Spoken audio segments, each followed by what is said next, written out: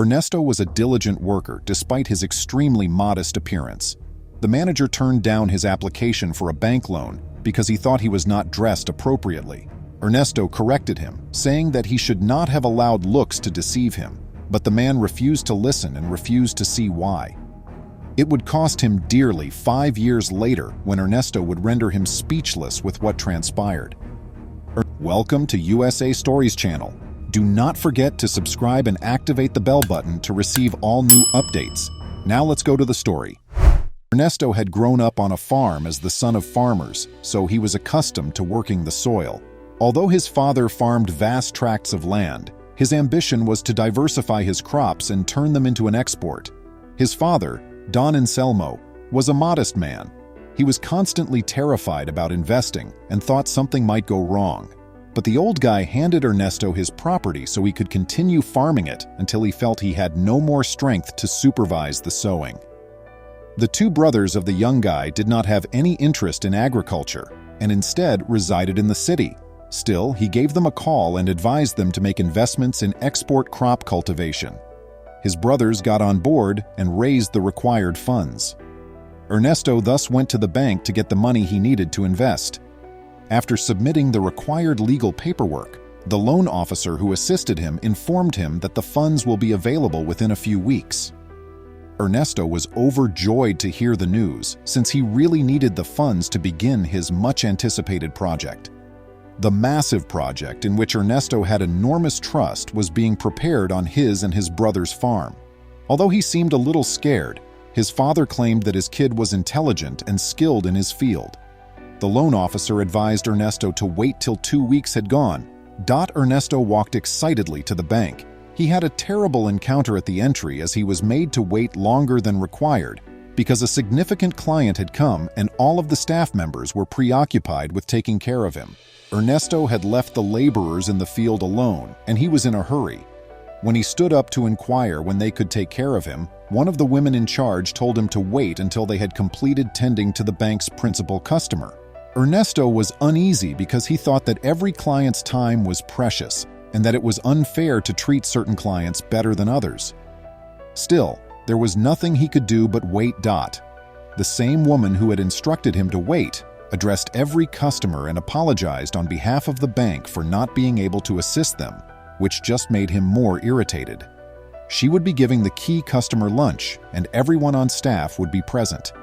As a result, the bank was essentially closed during the event until afternoon when business started up again. Ernesto stayed put at all, but since he asked to go personal errands, he had to wait until his loan officer returned. "Don Ernesto, good evening." The guy added, "I'm sorry for keeping you waiting for so long, but as you saw today, there are institutional policies that require us to delay." "You need not worry, sir. I am completely aware that every business is unique and that its owners set its own policies." In actuality, Ernesto answered, "I come to inquire about the loan I've asked. Here is all of your documents, Mr. Ernesto. You should know that the loan has been pre-approved. To deliver the payout, all you need is the manager's consent." The loan officer stated, "You may bring the request to his office so he can sign and authorize it." With all the optimism in the world, the modest guy knocked on the manager's office door.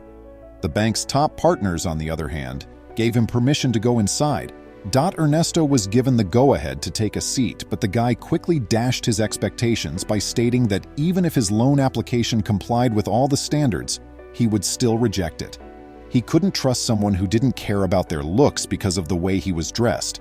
It was obvious that they were irresponsible.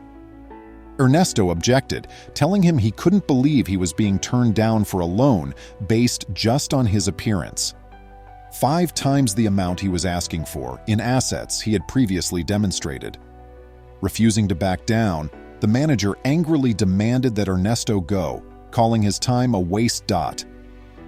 Additionally, he made the suggestion that Ernesto may learn better clothing choices from this experience because appearances do matter in society.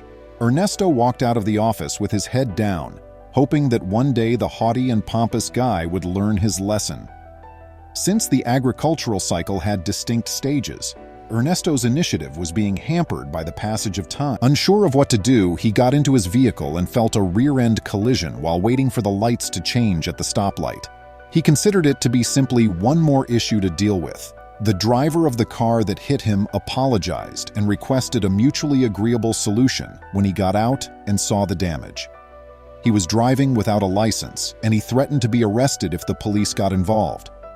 After Ernesto gave his okay, they headed for coffee. Ernesto informed him what had transpired at the bank while they chatted, not recognizing who the man was. They had previously agreed on the payment for damages. The man listened, then assured Ernesto that the loan would be evaluated right away because he was a management at another bank. After receiving the money a few days later, Ernesto planted fresh crops. Ernesto's father looked on in awe as his son fulfilled his dreams. 2 years later, Ernesto started exporting. Ernesto paid off the debt and, naturally, had quadrupled the investment after 5 years. After realizing the firm was lucrative, his brothers started working side by side with him.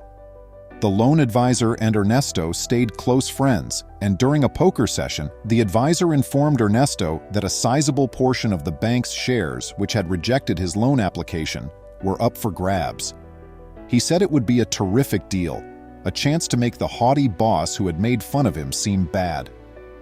Ernesto acted without hesitation. He hired his attorney to handle the legal work necessary to purchase the majority of that bank's shares. The ownership transfer took place in the bank's main hall 1 month later. The old manager had come in with a defeated mentality, having been bankrupted by the customer to whom they had paid so much attention. The individual stated in the board meeting that he was compelled to sell the bank's shares owing to circumstances, even though it was an extremely difficult decision.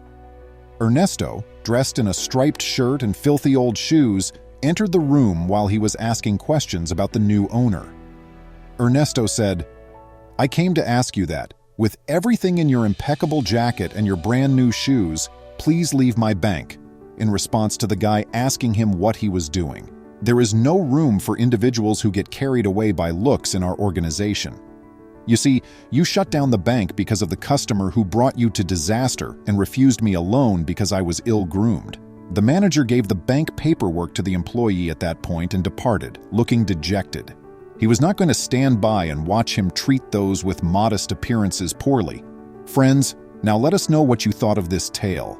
Please remember to subscribe to our channel, give us a thumbs up, and turn on the notification bell so you won't miss any of our videos.